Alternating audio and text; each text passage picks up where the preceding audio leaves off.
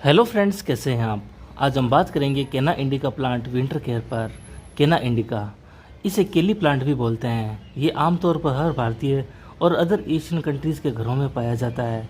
ये सदाबहार प्लांट है जो सालों साल चलता ही रहता है और इसकी ग्रोथ तेज़ी से बढ़ती ही रहती है, चाहे गर्मी हो चाहे सर्दी हो। ये दुगनी रफ्तार से खुद को मल्टीप्लाई करता ही रहता है और ज़्यादा से ज़्यादा पप्स दे करके ये खुद को मल्टीप्लाई करता रहता है और प्रोपोगेट होता रहता है। इसमें नए नए पप्स ग्रो होते रहते हैं और इनको ग्रो करने के लिए कम से कम आपको 12 इंच के पॉट की ज़रूरत पड़ेगी। अगर आप अच्छी फ्लावरिंग चाहते हैं तो आप इसे 18 से 24 इंच के पॉट में ग्रो करें, तो इसमें खूब फ्लावरिंग होगी और ये खूब ग्रीन रहेगा और अच्छे से फोटोसिंथेसिस करके ये खुद को ग्रीन रखेगा और हेल्दी रहेगा। इनकी पत्तियों के बीच में से एक स्टिक निकलती है और उस स्टिक में ही काफ़ी फ्लावर्स लगे होते हैं। इसमें पूरा साल फ्लावरिंग होती रहती है। इसमें ऑरेंज, रेड, येलो सब टाइप के फ्लावर्स आते हैं। इसका साइंटिफिक नेम है केना इंडिका और ये केनेसी फैमिली से बिलोंग करता है। ये मूल रूप से Africa, south America, central America, West Indies, Mexico, Florida, Texas, Louisiana, south Carolina, Europe, सारा साउथ ईस्ट एशिया का मूल प्लांट है। प्रेजेंट टाइम में ये ऑल ओवर वर्ल्ड में ग्रो किया जाता है। अगर आप इसे बड़े पॉट में लगा देंगे तो बहुत सुंदर सुंदर फ्लावरिंग होती है इसमें। ब्राज़ील में केना की खेती की जाती है और इसे सलाद और सब्जी के लिए यूज़ किया जाता है। इसकी बड़ी बड़ी लीव्स पर डिशेस को सर्व किया जाता है काफ़ी बड़े बड़े रेस्टोरेंट्स में। केना ऐसा प्लांट है, इसे कोई भी सीज़न में ग्रो किया जा सकता है, कोई भी सीज़न में प्रोपोगेट किया जा सकता है, इसे मल्टीप्लाई किया जा सकता है। जितना बड़ा आप इसे पॉट देंगे ये उतने ही फ्लावर्स आपको देगा। केना को अगर बड़े ग्रो बैग के अंदर ग्रो किया जाए तो ये 8 फीट तक हाइट में बढ़ सकता है और इसकी बड़ी लीव्स 12 से लेकर 24 इंच तक हाइट में बढ़ सकती है और इसकी लीव्स की चौड़ाई 4 से 8 इंच तक होती है।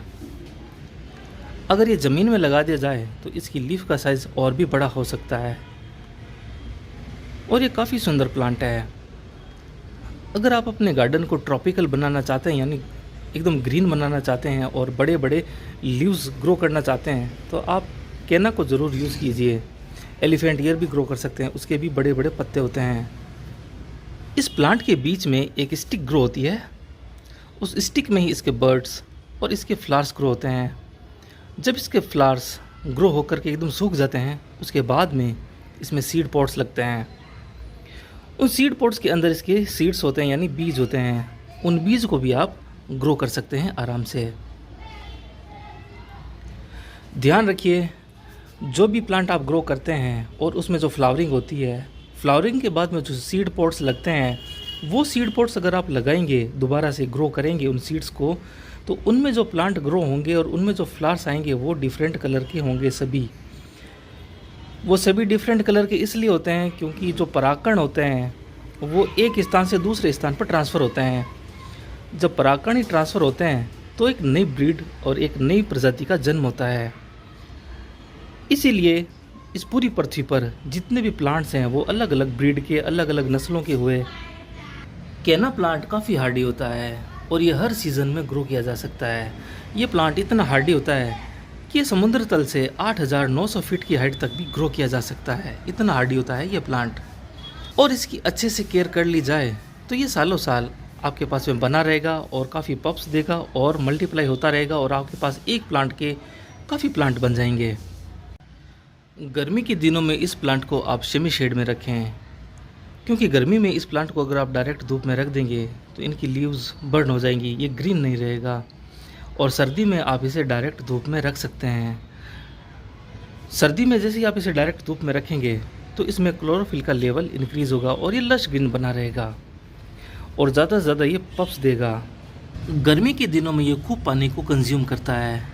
गर्मी के दिनों में इसे खूब पानी चाहिए रोज़ाना, और विंटर में आप इसे 10 दिन में एक बार पानी दे सकते हैं, या फिर इसकी सोइल को आप ड्राई देखें तभी इसमें पानी दें। इसमें पानी ज़्यादा नहीं देना चाहिए। अगर ज़्यादा पानी हम दे देंगे तो इनकी स्टिक्स गल जाएंगी, क्योंकि इनमें फंगस प्रॉब्लम बहुत होती है। इसलिए केना प्लांट को ग्रो करने के लिए आप 50% सैंड लें, 30% सॉइल लें और 20% वर्मी कंपोस्ट लें। ये मिक्सर आप बना करके केना को ग्रो कर सकते हैं। हम ज़्यादा सैंड इसलिए यूज़ करते हैं क्योंकि जो सॉइल है, जो मिक्सर है हमारा सॉइल मिक्सर, उसमें पानी ज़्यादा ठहरा हुआ भी ना रहे और जल्दी ड्राई भी हो जाए। इससे प्लांट को फंगस नहीं लगता। केना प्लांट को 5.5 से 6.5 पीएच की सॉइल काफ़ी पसंद है। अगर आप सॉइल पीएच को कम करना चाहते हैं तो विनेगर का यूज़ करें, और सॉइल पीएच बढ़ाना चाहते हैं या फिर सॉइल को एल्कलाइन करना चाहते हैं तो चूने का यूज़ कर सकते हैं। सॉइल पीएच को 5.5 से 6.5 करने के लिए सबसे पहले आपको सॉइल के पीएच को पीएच मीटर से मेज़र करना होगा। यह है पीएच मीटर, तो इसको आपको सॉइल में लगा देना है इस तरह से।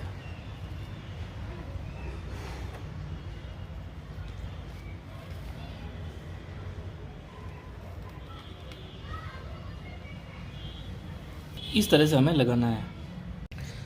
पीएच मीटर को हमने सॉइल में लगा दिया है और ये है हमारा पीएच मीटर। तो मीटर हमें क्या बता रहा है? मीटर बता रहा है 7।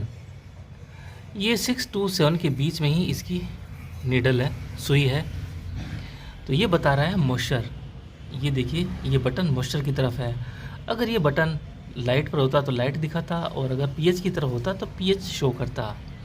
ये अभी 7 और 6 के बीच में है। ये देखिए 6 और 7 के बीच में ये नीडल है, सुई है।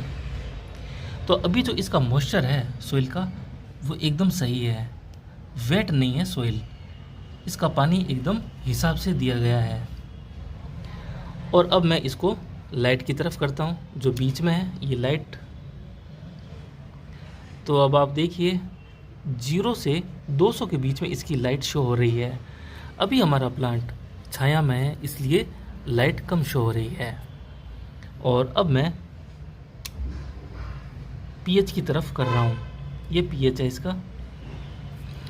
अब सॉइल का पीएच है 7। जो नीचे नीचे वाली लाइन है ये पीएच की है। इधर एसिटिक होगा, इधर एल्कलाइन होगा। तो जो सॉइल होती है वो 3.5 से 7 के बीच में जो पीएच होता है वो बहुत ही अच्छा होता है।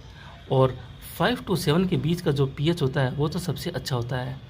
और अगर आपकी सॉइल का पीएच 8 से ऊपर चला गया है तो इसको एसिटिक बनाने की ज़रूरत है, किसे? सॉइल को। तो अगर आपकी ये सुई 7 से ऊपर हो तो आपको क्या करना है? 1 लीटर पानी लेना है और 1 लीटर पानी में 1 ढक्कन विनेगर यानी जो सिरका होता है वो मिला करके सॉइल के अंदर आपको देना है। इससे सॉइल एसिटिक हो जाएगी। तो सिंपल शब्दों में ये कहूँ, 3.5 से 7 तक अच्छा पीएच होता है। अगर आपका पीएच 8 से ऊपर चला गया है, 12 से 13 तक चला गया है, तो वो फिर एल्कलाइन होता है। एल्कलाइन को वापस से एसिटिक बनाने के लिए आपको विनेगर यूज़ करना होगा। और ज़्यादा ही अगर एसिटिक हो जाती है आपकी सॉइल, जैसे आपकी सॉइल 3.5 हो गई है, बहुत ही ज़्यादा एसिटिक हो गई है, तो उसे एल्कलाइन बनाने के लिए चूने का यूज़ किया जाता है। 1 लीटर पानी में 5 से 10 ग्राम चूना यूज़ किया जाता है और वो फिर पानी में मिक्स करके प्लांट की सॉइल में दिया जाता है। इससे सॉइल एल्कलाइन भी हो जाती है। तो ये पीएच मीटर आपको अमेज़ॉन पर आराम से मिल जाएगा। और जब आप गार्डनिंग कर रहे होते हैं तो आपके पास में ये पीएच मीटर होना बहुत ही ज़रूरी होता है। तभी आप मेजरिंग कर पाएंगे कि आपकी सॉइल कितनी हेल्दी है, उसका पीएच कितना है, वो ज़्यादा वेट तो नहीं है, वो आपको पता लगेगा। कभी कभी ऐसी सिचुएशन आती है कि कंटिन्यू फर्टिलाइज़र देने से भी हमारी सॉइल एल्कलाइन हो जाती है। तो आप पीएच मीटर का अच्छे से यूज़ करते रहें और इसको एसिटिक और एल्कलाइन का जो बीच का बैलेंस है वो बना कर रखें, तो आपका प्लांट ग्रीन बना रहेगा। जब तक प्लांट की सॉइल एसिटिक रहेगी, प्लांट फ्लावरिंग करता रहेगा। और जैसे ही सॉइल एल्कलाइन हुई तो प्लांट फ्लावरिंग करना बंद कर देगा। ये सिंपल सा लॉजिक होता है बॉटनी का। अगर सॉइल पीएच 3 हो जाए, यानी ज़्यादा ही एसिटिक हो जाए, अभी है 7, ये अगर सुई इधर आ जाए 3.5 पर या 3 हो जाए तो प्लांट फ्लावरिंग नहीं करेगा। यानी ज़्यादा एसिटिक हो जाए तो भी प्लांट फ्लावरिंग नहीं करता, ज़्यादा एल्कलाइन हो जाए तो भी प्लांट फ्लावरिंग नहीं करता। कभी कभी ज़्यादा फर्टिलाइज़र से भी सॉइल के अंदर पोटेशियम के बॉन्ड बन जाते हैं और सॉइल के अंदर जितने भी माइक्रो न्यूट्रिएंट्स होते हैं वो सॉइल रूट्स को पहुंचा नहीं पाती। इसलिए सॉइल का पीएच 5.5 से 7 के बीच में रहे या फिर 7 भी रहे तो जितने भी न्यूट्रिएंट होंगे वो सॉइल प्लांट की रूट्स तक पहुंचा पाती है। जितने भी न्यूट्रिएंट प्लांट तक पहुंचेंगे तो प्लांट उतना ही हेल्दी रहेगा और उतना ही लशग्रीन बना हुआ रहेगा। कैना में इंसेक्ट्स नहीं लगते। इसमें एक ही प्रॉब्लम आती है, वो है फंगस की। तो आप इसमें पानी का बिल्कुल ध्यान रखें, ज़्यादा इसमें पानी ना दें। अगर आपने इसमें ज़्यादा पानी दे दिया तो इसमें फंगस एक्टिव हो जाएगा और जितने भी इसकी स्टेम्स होंगी ये वुडी नहीं है तो ये गलना स्टार्ट हो जाएगी और इसमें फंगस लग जाएगा। ये एक ही प्रॉब्लम आती है इसमें। और जितने भी ये ऐसे ड्राई आपको दिखें इनको आप तोड़ते रहें टाइम टू टाइम। मंथ में 1 टाइम जब भी आपको टाइम मिले तो जितने भी इसके ड्राई लीव्स आपको दिखें वो आप कैंची से कट करते जाएं। जितने भी आप ड्राई लीव्स इसके कट करते जाएंगे तो ये ग्रीन शो होगा, अच्छा लुक लेगा और जितनी भी ड्राई लीव्स होंगी वो इसके एक्स्ट्रा न्यूट्रिएंट को खींचेगी नहीं और प्लांट हमारा ग्रीन रहेगा और एक्स्ट्रा पप्स बनेंगे। जितने भी आप देख रहे हैं ये पप्स होते हैं, ये इनके बच्चे होते हैं। ये देखिए ये नए प्लांट होते हैं, इन्हें आप उगा सकते हैं। ये देखिए ये छोटे छोटे प्लांट होते हैं, इनके पप्स होते हैं ये। और ये जितने भी ग्रो हो रखे हैं बड़े बड़े, ये सारे पहले पप्स ही थे। ये देखिए ये भी एक पप है जो बड़ा हो रहा है, ये भी एक इसका पप है, ये भी बड़ा हो रहा है। तो जितने भी इसके पप्स होते हैं वो मल्टीप्लाई होते ही रहते हैं। आप इसे जितना बड़ा पॉट प्रोवाइड करवाएंगे ये बढ़ता ही रहेगा, चाहे गर्मी हो चाहे सर्दी हो, ये अच्छे से बढ़ेगा। लेकिन सर्दी में इसकी लाइट का और इसके पानी का और इसके फर्टिलाइज़र का हमें खास ख्याल रखना होता है, तभी ये अच्छे से लश ग्रीन बना हुआ रहता है। कैना प्लांट हाई फीडर प्लांट होता है, ये तेज़ी से बढ़ता है। अदर प्लांट की तुलना में ये प्लांट काफ़ी दुगनी रफ्तार से बढ़ता है और ये लगातार पप्स देता रहता है। और अगर ये मैच्योर हो जाए यानी बड़ा हो जाए तो इसमें फ्लावरिंग भी बहुत अच्छी होती है। तो इसमें आप हर 10-10 दिन में 3 से 4 फर्टिलाइज़र मिला करके देते रहें या फिर अप्लाई करते रहें। ये इधर देखिए ये एक और छोटा सा पप्स दिखाता हूँ। ये देखिए ये ग्रो हो रहा है।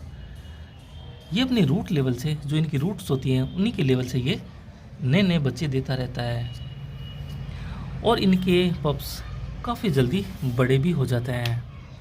तो आपको 3-4 फर्टिलाइज़र लेनी है। 3-4 फर्टिलाइज़र में अब आप क्या लेंगे, आप ले लेना वर्मी कंपोस्ट, बोन मील, नीम खली, सरसों खली। ये 3 से 4 फर्टिलाइज़र आपको लेनी है।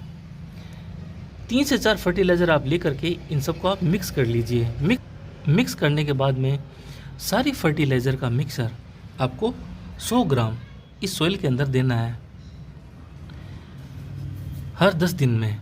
और गर्मी में 15-15 दिनों में दे सकते हैं, लेकिन सर्दी में ज़्यादा एनर्जी की ज़रूरत रहती है प्लांट्स को। सर्दी में जितनी भी आपके पास फर्टिलाइज़र है ऑर्गेनिक फर्टिलाइज़र, वो मिक्स करके अपने प्लांट में दे सकते हैं। इससे 3 से 4 फर्टिलाइज़र के जितने भी माइक्रो न्यूट्रिएंट होंगे वो आपके प्लांट को मिलेंगे। आप चाहें तो कैना प्लांट की रिपोर्टिंग भी कभी भी कर सकते हैं, चाहे गर्मी हो चाहे सर्दी हो, आप कभी भी इसकी रिपोर्टिंग कर सकते हैं। ये आराम से रिपोर्ट भी हो जाएगा और स्ट्रेस में भी नहीं जाएगा। तो विंटर में आपको ध्यान रखना है इसके टेम्परेचर का, यानी इसे डायरेक्ट सनलाइट में रखना है। पानी आपको इसमें 10 से 15 दिनों में एक बार देना, या फिर आप चेक कर लें इसकी सॉइल ड्राई फील हो तो ही इसमें पानी दें। अगर आपके पास में कोकोपीट नहीं है, वर्मी कंपोस्ट भी नहीं है और मिट्टी भी नहीं है तो आप इसे ओनली सैंड में भी ग्रो कर सकते हैं, यानी जो बजरी होती है उसमें भी आप इसे ग्रो कर सकते हैं और काफ़ी बेहतरीन रिजल्ट मिलेंगे आपको। आई होप आपको ये वैल्यूबल इन्फॉर्मेशन काफ़ी अच्छी लगी होगी। थैंक यू फ्रेंड्स, फिर मिलेंगे किसी नए वीडियो के साथ। तब तक अपना बहुत अच्छे से ख्याल रखें और अगर चैनल पर नए हैं तो प्लीज़ चैनल को भी सब्सक्राइब कर लीजिए, क्योंकि आगे आने वाली वीडियोस और भी ज़्यादा इन्फॉर्मेटिव होने वाली है। Thank you.